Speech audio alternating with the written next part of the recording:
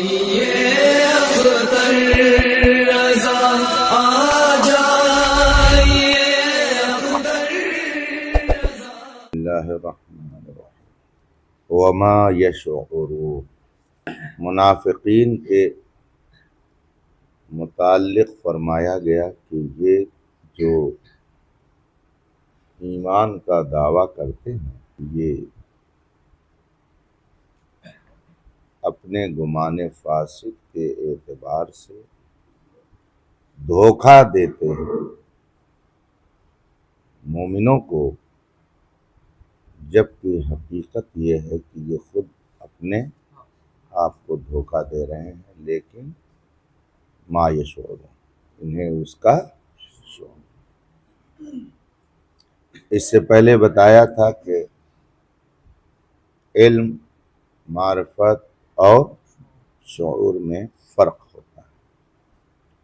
حواس کے ذریعہ کسی چیز کے جاننے کو شعور کہا جاتا ہے۔ دیکھ کر کے جانا جائے، سن کر کے، چکھ کر کے، مشاہدہ، سب کو شعور کہا جاتا ہے۔ تو اس میں اس بات کو بیان کرنا ہے کہ یہ اس قدر باولے ہو گئے ہیں، مخبوط الحواس ہو گئے ہیں کہ جو چیز مشاہدے کی ہے انہیں اس کا بھی علم نہیں ہو پا رہا۔ لا یحسون بذالک، یہ اس کا احساس نہیں کر رہے ہیں کہ دھوکہ کا نقصان کسی اور کی طرف راجع نہیں ہوگا، بلکہ خود اس کا وہ احساس نہیں کر پا رہے ہیں۔ اور یہ کیوں؟ لتمادی غفلت، اپنی غفلت میں حد درجہ کو پہنچے ہونے کی وجہ سے۔ جیسے آدمی کا قلب جب مکمل سیاہ ہو جاتا ہے تو پھر اس کا حال کیا ہوتا ہے؟ اس کو برائی نہیں دکھتی، نہ اس کو برائی کا احساس ہوتا ہے۔ کسی بھی معاملے میں آدمی اگر شقی القلب ہو جائے، سمجھ گئے، اور دل اس کا سخت ہو جائے تو وہ کسی کے بھی ساتھ ظلم کرنے میں ذرا بھی تکلف محسوس نہیں کرتا۔ تو اسی طریقے سے یہ غفلت میں اپنی انتہا کو پہنچے ہوئے ہیں، اس لیے ان کو محسوسات کا بھی ادراک نہیں ہو پا رہا۔ جعل لحوق وبال الخداع ورجوع ذرہ الیہ فی الظہور کالمحسوس، اللہ تبارک و تعالی نے دھوکے کے وبال کے لاحق ہونے کو اور دھوکے کے ضرر کو انہی کی طرف لوٹنے کو جعل فی الظہور کالمحسوس، ظہور میں اس کو اللہ نے کس کی منزل میں رکھ دیا؟ کل محسوس کی منزل میں رکھ دیا۔ الذی لا یخفی الا علی ما فی الحواس، جو محسوس کی مخفی نہیں ہوتا مگر کس پر؟ جو معوف الحواس ہو، جس کے حواس کام کرنا بند کر چکے ہوں۔ آنکھ تو ہو مگر اس میں روشنی نہ ہو، کان تو ہو مگر قوت سماعت خراب ہو گئی ہو، زبان تو ہو مگر بولنے کی طاقت سلب ہو گئی ہو۔ یہ گویا انہی لوگوں میں سے ہے کہ آنکھ تو رکھتے ہیں مگر اس کے اندر روشنی نہیں ہے، اسی لیے وہ ان مشاہداتی چیزوں کا بھی مشاہدہ نہیں کر پا رہے۔ بات سمجھا؟ تو اس وقت تو قوم کا یہی حال ہے نا، اس وقت قوم کا یہی حال ہے کہ چیخیں گے سب کہ ہماری جان کو خطرہ ہے، ہمارے مال کو خطرہ ہے، ہمارے ایمان کو خطرہ ہے، عقیدوں کو خطرہ ہے، قوم کو خطرہ وغیرہ وغیرہ، مگر ایک بھی قدم ایسا نہیں اٹھائیں گے کہ جس سے ان چیزوں کا تحفظ ہو۔ کریں گے وہی جس سے کیا پیدا ہو؟ خطرہ پیدا ہو۔ سمجھا؟ نیچے سے اوپر تک دیکھ لو کس طرح سے بگاڑا ہے. تو کیوں؟ کیونکہ یہ حد درجہ غفلت میں جا چکے ہیں، اس لیے ان کو یہ نقصان نہیں سمجھ میں آتا ہے. بس اپنی انا میں، جیسے وہ غفلت میں معوف الحواس ہو چکے ہیں، ایسی آج لوگ اپنی انا میں قوم کو تباہ و برباد ہوتے ہوئے دیکھتے ہیں، اس کے باوجود ان کی آنکھوں کی پٹی نہیں.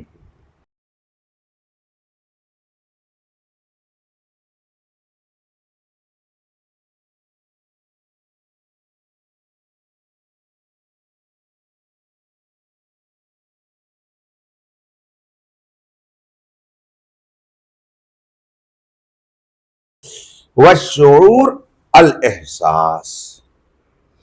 شعور کا معنی کیا ہوتا ہے؟ شعور کس کو کہتے ہیں؟ احساس. ومشاعر الانسان، ظاہر سی بات ہے کہ یہ مشاعر یہ جمع ہے کس کی؟ مشعر کی بھی جمع ہو سکتی ہے اور مشعر کی بھی جمع. شعور کا آلہ، تو ظاہر سی بات ہے کہ انسان کے اندر اللہ تبارک و تعالی نے حواس رکھے ہیں. حاسہ کی جمع حواس، قوت سامعہ، شامہ، لامسہ، ذائقہ اور باصرہ. ان کو کیا کہا جاتا ہے؟ حواس کہا جاتا ہے. یہ سب کے سب انسان کے لیے احساس کرنے کے اور ادراک کرنے کے ذرائع ہیں، آلات ہیں. ومشاعر الانسان حواسہ، انسان کے مشاعر کیا ہیں؟ اس کے حواس ہیں، جس کے ذریعہ وہ اشیاء کا ادراک کرتا ہے. بات سمجھ میں آ رہی ہے؟ اور فرماتے ہیں اسی ایک لفظ سے ایک بنا ہے شعار. اس کی اصل کیا ہے؟ شعر ہے. اسی سے شعور بنا، اسی سے مشاعر بنا اور اسی سے شعار بنا، جس کا معنی کیا ہوتا ہے؟ ایسی علامت. شعار شعار نا، شعار کا معنی کیا ہوتا ہے؟ علامت اور پہچان کے. وہ لباس جو کسی کی کیا بن جائے؟ پہچان بن جائے، اس کو کیا کہا جاتا ہے؟ شعار کہا جاتا ہے. شعار کے بارے میں علماء نے فرمایا ہے کہ اس کی دو نوعیت ہوتی ہے. شعار کی دو قسمیں ہیں، ایک شعار قومی اور ایک شعار مذہبی. شعار قومی اور شعار مذہبی، یہ ہم لوگوں کی جو وضاقتہ ہے، کرتا پاجامہ، داڑھی، ٹوپی، تو یہ جو ہے ٹوپی ہے، کرتا ہے، پاجامہ ہے، یہ مذہبی شعار نہیں ہے بلکہ قومی شعار. سمجھ گئے؟ ہنادک بہت سارے علاقے میں دھوتی کرتا پہنتے ہیں، تو دھوتی کرتا پہننا ان کا شعار. سمجھ گئے؟ ایک زمانہ تھا کہ پینٹ شرٹ پہننا یہ انگریزوں کا شعار تھا. جب ہندوستان میں انگریز قابض ہوئے تو ان کا جو لباس تھا یہاں کے لوگ دیکھ کر کے دور ہی سے سمجھ جاتے تھے کہ یہ کون ہے؟ انگریز ہے. یہ ان کا کیا تھا؟ شعار تھا. تو یہ چیزیں وہ ہیں جن کو قومی شعار کہا جاتا ہے. سمجھ گئے؟ اور ایک ہوتا ہے مذہبی شعار، جیسے داڑھی رکھنا، یہ کیا ہے؟ مذہبی شعار ہے. اذان، نماز، مسجد، عیدین، عیدگاہ، یہ سب کے سب چیزیں کیا ہیں؟ مذہبی شعار. اسی طریقے سے غیروں کے ہاں قشقہ لگانا، تلک جس کو بولتے ہیں، یہ کیا ہے؟ مذہبی شعار ہے. قومی شعار اپنانا حرام ہے. کسی قوم کا قومی شعار اس کا اپنانا حرام ہے، ناجائز و گناہ ہے. لیکن مذہبی شعار اپنانا یہ کفر. لہذا ایسے علاقے میں جہاں پہ کوئی مخصوص لباس کافروں کا مانا جاتا ہو اور اس لباس میں رہنے والے کو کافر ہی لوگ سمجھتے ہوں، ایسی جگہوں پر اس لباس کا اپنانا یہ ناجائز و حرام۔ سمجھ گئے کہ نہیں سمجھا؟ لیکن اگر وہ لباس عام ہو جائے اور کسی خاص قوم کا شعار نہ رہ جائے تو اب اس حکم میں تبدیلی آ جائے گی، چونکہ بنیاد بدل گئی۔ شعار تھا تو ناجائز تھا، اور شعار نہیں رہ گیا تو ناجائز نہیں رہ جائے گا۔ اسی بنیاد پر اعلیٰ حضرت رضی اللہ تعالی عنہ کے زمانے میں چونکہ پینٹ شرٹ یہ انگریزوں کا شعار تھا، اس وقت وہی پہنتے تھے، ہندوستانی تو ان سے نفرت کرتے تھے، سمجھا؟ اب آدمی جس سے نفرت کرے گا اس کا طور طریقہ تھوڑی اپنائے گا، وہ تو طور طریقہ اس کا اپناتا ہے جس سے محبت کرتا ہے، جس سے انسیت ہوتی۔ تو وہ قابض تھے، یہاں پہ ظالم تھے، اس لیے ان سے لوگ نفرت کرتے تھے، تو ان کا لباس نہیں پہنتے تھے۔ اس لباس میں جو رہتا اس کو انگریز ہی سمجھا جاتا، مگر آج وہ بات نہیں رہ گئی، لہٰذا اب اس کو ناجائز و حرام نہیں کہا جا سکتا، مگر آج بھی یہ فساق و فجار کا ہی لباس ہے، صلحاء کا لباس نہیں ہے، آج بھی علماء کا لباس نہیں ہے۔ لہٰذا کوئی کہے کہ جب یہ شعار نہیں رہ گیا تو چلو پینٹ شرٹ پہن کر کے ہم امامت کرتے ہیں، تو یہ اس کی حماقت ہوگی۔ سمجھ بات آ رہی کہ نہیں آ رہی؟ صلحاء کا لباس آج بھی یہ نہیں ہے، اگرچہ ان کا شعار نہیں رہ گیا ہے، تو حکم تو وہ نہیں ہوگا اتنا سخت کہ ناجائز و حرام ہو، لیکن پھر بھی یہ فساق و فجار کا لباس ہے، اس لیے اس سے ممانعت ہی کا حکم دیا جائے گا۔ بات سمجھ میں آ رہی ہے؟ اور اگر شعار مذہبی اپنا لیا، مثلا قشقہ لگوا رہا ہے، ایسا لباس پہن رہا ہے جس پہ کفریہ باتیں لکھی ہوتی ہیں، جس کو دیکھ کر کے آدمی سمجھتا ہے کہ یہ اسی طرف کا مذہبی باتیں ہیں، تو ایسی صورت میں یہ کیا ہو جائے گا؟ بات سمجھ میں آ رہی ہے؟ اسی طریقے سے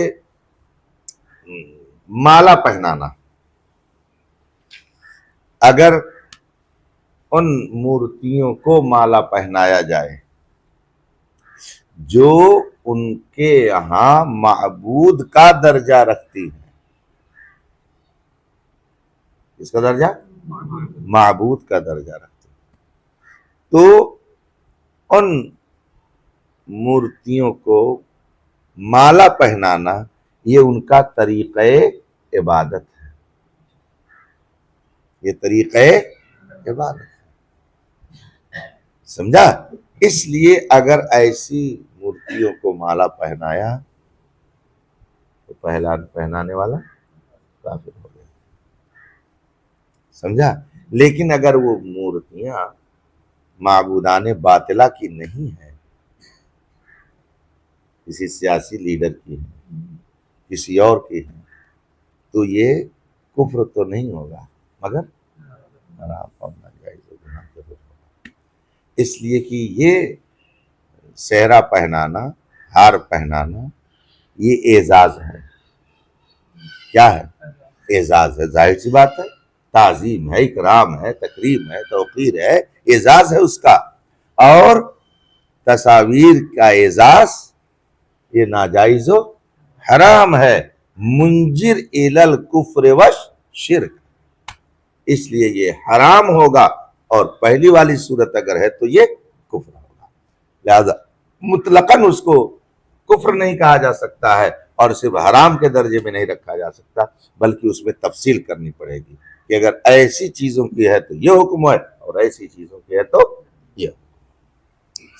بات سمجھ میں آ رہی ہے؟ اچھا، فی قلوبہم مرض فزادہم اللہ مرضا، فی قلوبہم مرض، ان کے دلوں میں بیماری ہے، اللہ مرضا، تو اللہ تعالی نے ان کی بیماری میں اضافہ فرما دیا. فی قلوبہم مرض، ان کے دلوں میں بیماری ہے. فزادہم اللہ مرضا، تو اللہ نے ان کی بیماری میں اضافہ. تو جن منافقین کا یہ تذکرہ چل رہا ہے، کیا وہ سب کے سب دل کی بیماری یعنی ہارٹ اٹیک کے مریض تھے کیا؟ دل کی بیماری کیا ہے؟ ہارٹ اٹیک ہی تو بولتے ہیں نا. تو کیا وہ سب ہارٹ اٹیک کے مریض تھے؟ اور ان کے ہارٹ اٹیک کی اس بیماری میں اللہ تعالیٰ نے اور دل کی بیماری یہی ہے. تو وہ لوگ اٹیک کے بیمار تو تھے نہیں، مگر قرآن کیا کہتا ہے ان کے دلوں میں. تو اب ضرورت ہوئی اس بات کی کہ تفصیل کی جائے کہ بیماری کئی طرح کی ہوتی ہے، اور پھر ان کے دل میں جو بیماری تھی وہ کون سی بیماری ہوتی ہے، اور بیماری کہتے کس کو، بیماری کی تعریف کیا ہے. چنانچہ فرماتے ہیں کہ بیماری اور مرض کا ایک حقیقی معنی ہے اور ایک مجازی معنی ہے. حقیقی معنی اور مجازی معنی. اب وہ حقیقی معنی کیا ہے؟ تو فرماتے ہیں بدن انسانی کو جو چیز عارض ہو کر اس کی اعتدالی کیفیت سے ہٹا دے. بدن انسانی کو جو چیز عارض ہو کر اس کی اعتدالی کیفیت سے اس کو ہٹا دے، یہ ہے بیماری. سمجھ گئے؟ اب اعتدالی کیفیت پر ہم نارمل پوزیشن. ارے سر میں درد ہو رہا ہے، کام نہیں کر پائے. تو جو کام ہونا تھا اب وہ کام نہیں، جو اعتدالی کیفیت تھی وہ ختم. ایک سیکنڈ،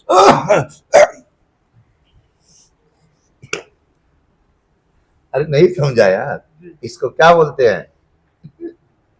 بیماری. سمجھ گئے؟ تو فرماتے ہیں المرض حقیقت فیما یعرض البدن فیخرج عن الاعتدال الخاص به. مرض حقیقت ہے ان امور میں جو بدن کو عارض ہو تو بدن کو نکال دے اس اعتدال سے جو اس بدن کے ساتھ کیا ہے؟ خاص. ایک نارمل پوزیشن پر بدن جب رہتا ہے تو اس سے جو افعال اور اعمال صادر ہوتے ہیں، جو حرکات و سکون اس سے صادر ہوتے ہیں، اس میں تبدیلی آ جائے تو اس کا نام کیا رکھا جاتا ہے؟ مرض. یہ ہے حقیقت میں مرض کا معنی. سمجھ گئے؟ یخرج عن الاعتدال، اعتدال سے نکال دے. ویوجب الخلل فی افعال، اور بدن کے جو افعال ہیں اس میں کیا ڈال دے؟ وہ خلل ڈال دے. ہاتھ اٹھ رہا ہے اور فالج کا اٹیک ہوا، اب یہ کام کرنا بند کر. یخرج عن الاعتدال، اس کا نام کیا ہے؟ مرض. بات سمجھا؟ حقیقی معنی مرض کا یہی ہوتا ہے. ومجاز فی الاعراض النفسانیہ، اور لفظ مرض مجاز ہے، وہ حقیقت ہے اور یہ مجاز ہے. فی الاعراض النفسانیہ، اور مجاز ہے کس معنی میں؟ فی الاعراض، نفس کو جو چیزیں عارض ہوں اور پھر نفس کا جو کمال ہے اس کمال میں خلل ڈال دے. تو جیسے بدن کو جو چیز عارض ہو، بدن کے افعال میں خلل ڈال دے تو وہ مرض ہے. اسی طریقے سے نفس کو جو چیز عارض ہو کر اس کے کمال میں خلل ڈال دے تو یہ بھی کیا ہے؟ مرض. بات سمجھ میں آ رہی ہے؟ مگر حقیقی معنی وہ ہے اور یہ وَمَجَازٌ فِي الْأَعْرَاضِ النَّفْسَانِيَةِ، اور مجاز ہے لفظ مرض اعراض نفسانیہ میں. نفس کو جو عارض ہونے والے امور ہیں ان وہ امور جو تخل بکمالہا، جو نفس کے کمال میں کیا ڈال دے، خلل ڈال دے، تو اس کو کیا کہا جاتا ہے؟ ہاں، مرض اس کو کہا جاتا ہے۔ اس طور پر یوں کہا جا سکتا ہے کہ ایک ہے مرض بدنی، جس کو کہہ لو مرض جسمانی، اور ایک کیا ہے؟ مرض روحانی، نفسانی۔ سمجھ گئے؟ بدن بیمار ہوتا ہے، تو جس طرح سے بدن بیمار ہوتا ہے ایسے ہی نفس بھی بیمار ہوتی ہے، روح بھی بیمار ہوتی ہے۔ سمجھ گئے؟ لفظ بیماری کا اطلاق جسم کے امراض کے لیے ہی حقیقت میں بولا جاتا ہے، لفظ مرض، اور روحانی بیماریوں کے لیے جو بیماری کا لفظ بولا گیا، مرض کا لفظ بولا گیا، یہ حقیقت نہیں ہے بلکہ کیا ہے؟ مجاز۔ بات سمجھ میں آ رہی ہے؟ تو مرض کئی طرح کا ہوا؟ دو طرح کا، ایک جسمانی اور ایک روحانی۔ تو جس طرح سے جسمانی امراض کے الگ الگ درجے ہیں، سب ایک جیسے نہیں ہے۔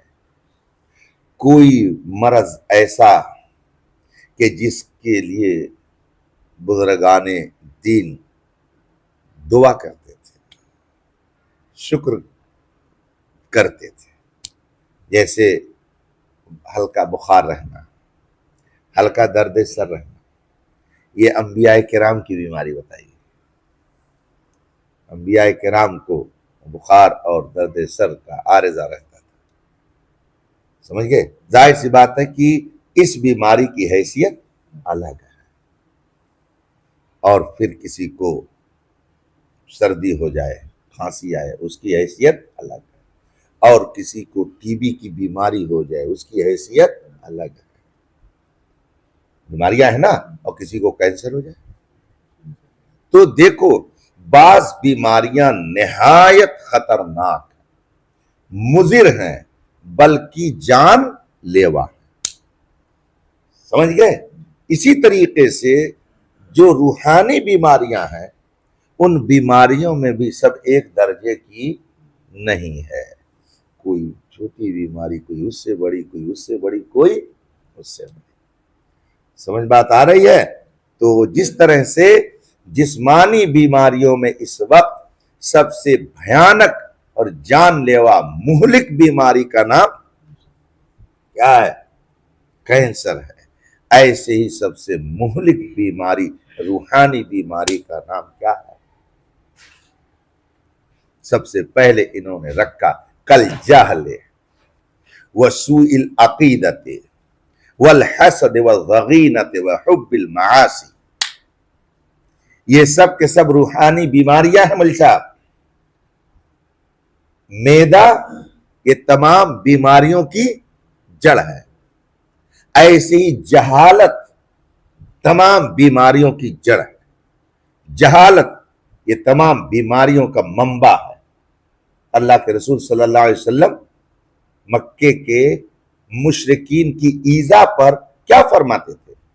اللہم اہد قومی فإنہم، یہ فرماتے تھے اللہ میری قوم کو ہدایت دے، لا یعلمون، یہ جانتے تھے۔ یہ تھوڑی فرماتے تھے ان کے پاس پیسہ نہیں ہے، یہ تھوڑی فرماتے تھے کہ ان کو ہدایت دے، ان کے پاس پراپرٹی نہیں ہے۔ دعا یہ کرتے تھے کہ انہیں ہدایت دے اس لیے کہ ان کے پاس۔ تو اس کا مطلب کیا ہوا؟ نبی کی ایذا رسانی، نبی کی گستاخی، کفر اور شرک، یہ جتنی بھی بیماریاں ہیں، ان ساری بیماریوں کی جڑ کیا ہے؟ جہالت۔ اسی لیے قرآن کریم نے سب سے پہلا پیغام امت کو دیا، اقرا، اقرا، پڑھو، پڑھو، پڑھو گے جہالت دور ہوگی۔ سمجھ گئے کہ نہیں سمجھا؟ اگر حضرت عمر فاروق اعظم رضی اللہ تعالی عنہ کے بہنوئی نے اور ان کی بہن نے قرآن کریم نہ پڑھا ہوتا تو حضرت عمر نے اس کو سنا بھی نہ ہوتا، تو پھر دل کی دنیا بھی نہیں بدلی ہوتی۔ پڑھا، سنا، بدلے۔ نہیں سمجھا؟ تو کفر اور شرک کہ گندگی دور ہوتی ہے کس سے؟ علم سے، علم سے۔ اسی لیے فرمایا گیا اقرا، پڑھو پڑھو۔ تم کیوں نہیں ناچتے؟ ایک ادارے کا شیخ الحدیث کیوں نہیں شراب پی کر کے بیٹھ کے مستی کرتا؟ کیا وجہ ہے؟ کس بنیاد پر ایسا؟ تم برائیوں سے کیوں نفرت کرتے ہو؟ برائیوں کے پاس جانے سے تم کیوں شرماتے ہو؟ علانیہ طور پر تم بیٹھ کر کے جوا کیوں نہیں کھیلتے ہو؟ اس لیے کہ تمہارے پاس کیا آ گیا؟ علم آ گیا، علم آ گیا، اس لیے ایسا ہو رہا۔ سمجھ گئے؟ تو ساری بیماریاں جو پیدا ہو رہی ہیں معاشرے میں وہ کس کی وجہ سے؟ جہالت کی وجہ سے۔ ساری بیماریوں کی جڑ کیا ہے؟ جہالت ہے۔ سمجھ گئے؟ چاہے وہ گستاخی رسول کا جرم ہو یا کسی ولی کی شان میں گستاخی ہو، یہ سب کے سب کس کی پیداوار ہے؟ جہالت کی پیداوار ہے۔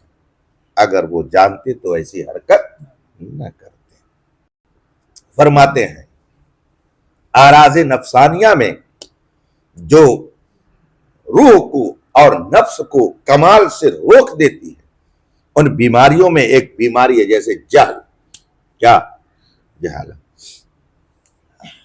بہت پرلطف آدمی تھے نا برادر اکبر ہمارے مولانا مفتی نظام الدین نوری صاحب براؤ شریف کے، بہت اچھے آدمی تھے، اللہ ان کی تربت پر رحمت کی بارش۔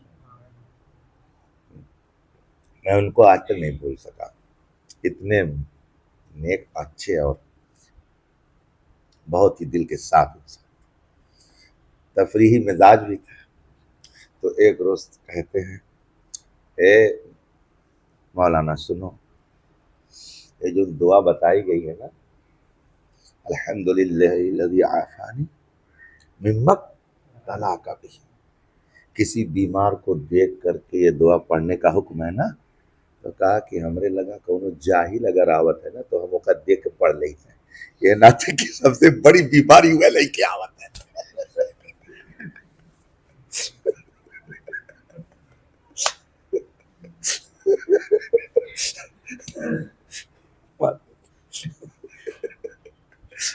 الحمدللہ الذی قل هل يستوي الذین یعلمون والذین لا یعلمون۔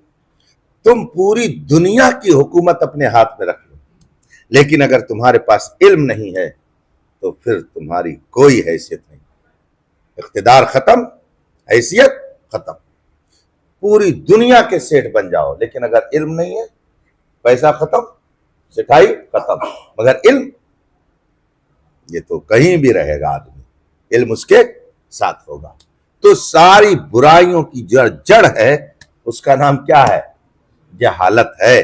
جیسے تمام بیماریوں کا منبع کیا ہے؟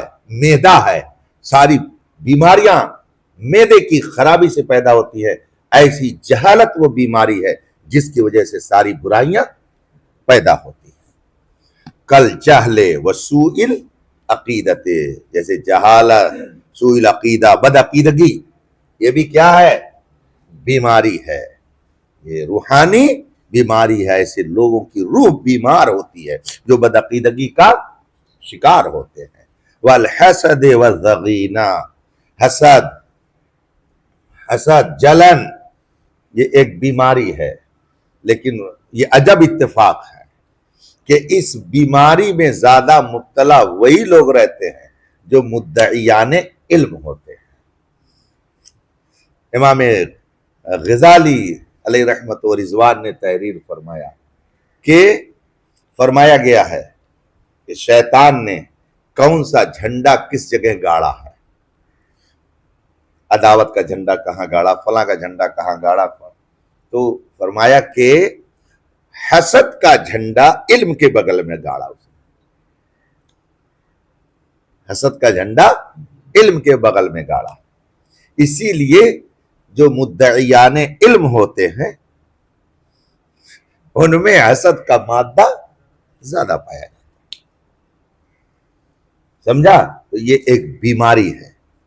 امام اہل سنت اعلی حضرت رضی اللہ تعالیٰ عنہ نے فتاوی رضویہ میں ایک جگہ فرمایا کہ فقیر کے اندر ہزاروں عیب ہیں، مگر اللہ نے اپنے کرم خاص سے حسد جیسی بیماری سے مجھ کو پاک رکھا۔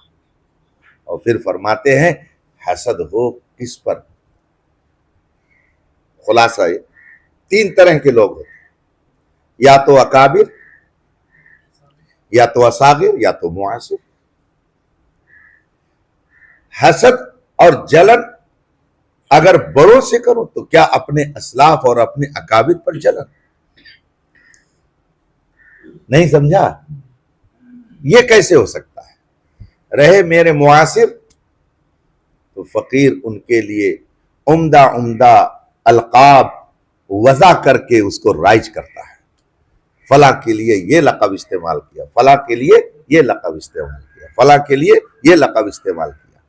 فرماتے میں نے اپنے معاصرین کے لیے عمدہ عمدہ القاب وضع کیے اور اس کو لوگوں کے درمیان رائج کیا۔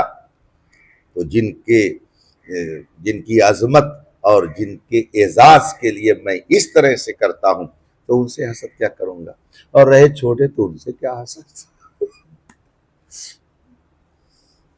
بات سمجھا؟ تو اور فقیر ملت کیا فرماتے تھے؟ آدمی کس سے جلتا ہے؟ نہیں بتایا ہے؟ فقیر ملت رحمت اللہ تعالی علیہ نے اپنے وصال سے 15 دن پہلے بہت ساری وصیت نصیحت جو کچھ بھی کہہ لو مجھے حضرت نے ارشاد فرمائی، تو اس میں گفتگو کے دوران حضرت نے فرمایا کوڑھی سے کوئی نہیں جلتا، حسن والے سے ہی جلتے، اور جس کے اندر حسن جتنا زیادہ ہوتا ہے اس کے جلنے والے بھی اتنے ہی زیادہ ہوتے ہیں۔ اور پھر فرمایا کہ اللہ تبارک و تعالی نے ہمارے نبی کے اندر پوری کائنات میں سب سے زیادہ حسن رکھا، اسی لیے جلنے والے بھی انہیں سے سب سے زیادہ۔ جتنے کافر ہیں کھلے ہوئے سب جلتے ہیں، ورنہ کلمہ نہ پڑھ لیتے۔ اور پھر فرمایا حضرت کے یہ سب جملے کہ جتنے کافر سب جلن میں مبتلا ہیں، یہودی ہوں چاہے نصرانی ہوں چاہے مجوسی ہوں، پھر کلمہ پڑھنے والوں میں یہ جتنے وہابی ہے، یہ جتنے دیوبندی ہے، یہ جتنے رافضی ہے، یہ سب رسول پاک سے جلتے ہیں۔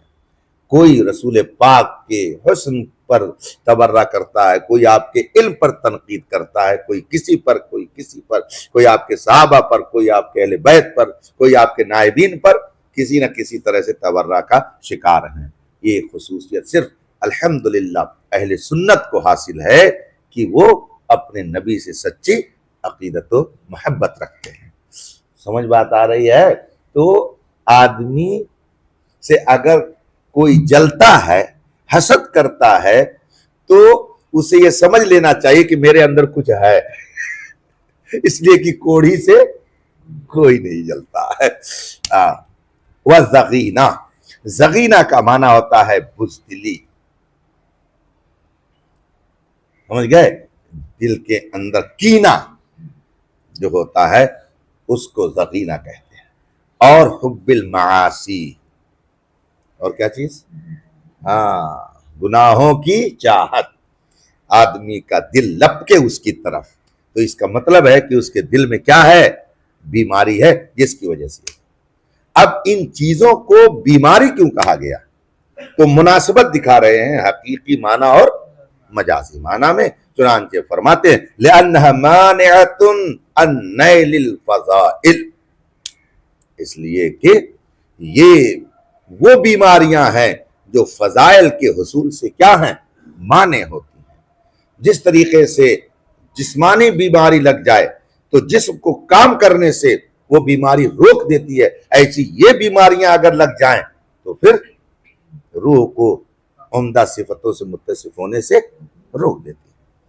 یہ روکنے کا معنی وہاں بھی ہے اور وہ معنی یہاں بھی۔ اور ایک وجہ اور ہو سکتی ہے کہ جس طریقے سے جسمانی بیماری جسم کے مردہ ہونے کا ذریعہ ہے، اسی طریقے سے روحانی بیماری روح کے مردنی کا ذریعہ۔ او مودیۃ الی زوال الحیات الحقیقیۃ الابدیہ، یا یہ مستلزم پہنچانے والی ہے کس کی طرف؟ حقیقی زندگی، حقیقی اور ہمیشگی کی زندگی کے زوال تک کی۔ اس سے جیسے دنیاوی موت ہو جاتی ہے، اس سے ان بیماریوں کے جیسے اخروی موت ہو جاتی ہے، اس لیے اس کو مرض اور بیماری کہا جاتا ہے۔ اب آیت کریمہ میں کیا معنی ہے اس کے بارے میں آگے